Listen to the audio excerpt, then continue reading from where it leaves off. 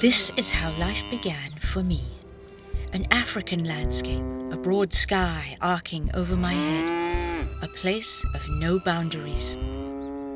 A place where my heart sang in tune with the rhythms of the land, Maasai land, where their cattle roamed with ours over the plains of Athi.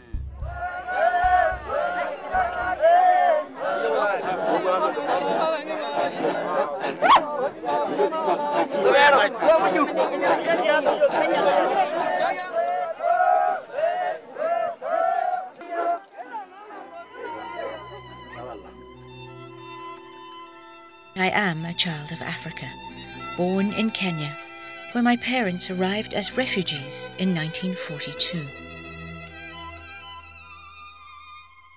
This is Erica, my mother. Red-haired, blue-eyed, long-legged, she believed she had gypsy blood, but she was really Jewish and grew up bourgeois in Bucharest, where she studied architecture. Ever since I was a little girl, I decided that one day I would come to Africa and look at what was in all the places that were white on the atlas and marked as unknown territory. This is my father, Igor. I was a rebel to a regime. I was kicked out. I ran away for years from Poland. He was a small man with lizard eyes and leathery skin, a Polish Jew from Przemysl, a poser for a photograph, and a pacifist who never shot a gun in his life. Pa was a veterinarian and parasitologist. His first job was as a meat inspector at a factory where they made corned beef for the British Army. Our farm lay right across the road. The train from Nairobi to Mombasa passed right through it, the very same train that Theodore Roosevelt rode in 1909 on his African safari. And so we lived here on our farm in Africa.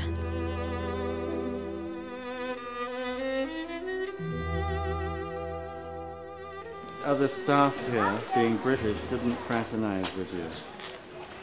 We didn't. We were bloody foreigners. So this was our kitchen. This was the children's room. That was Papa's bedroom.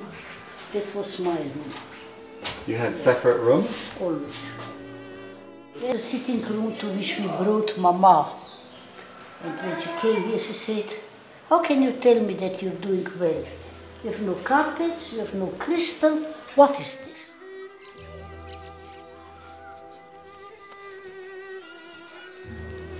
I said, "It took about 20 years before we became just foreigners, not bloody foreigners." First came my sister, Rhodia, nicknamed Puku, then myself, known as Iki, and lastly our little brother Oscar, no nickname for him.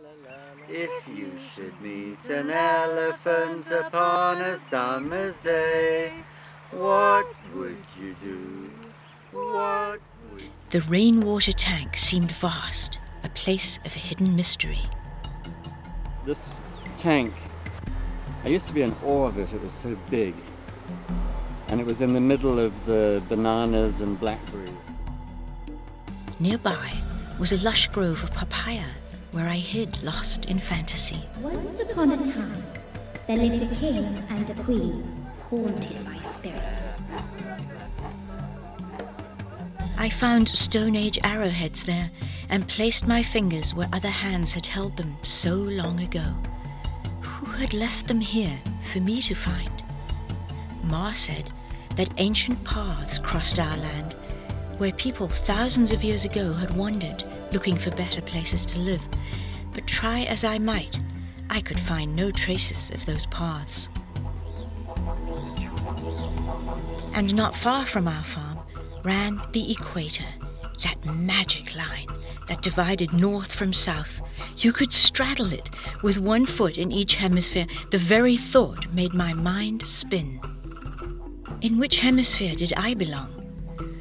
Who would I have been if my parents had not been forced to leave Europe? And how come my Maasai friends could name their cattle for 4 generations back, but I could not name my own grandfather? It was all a great mystery.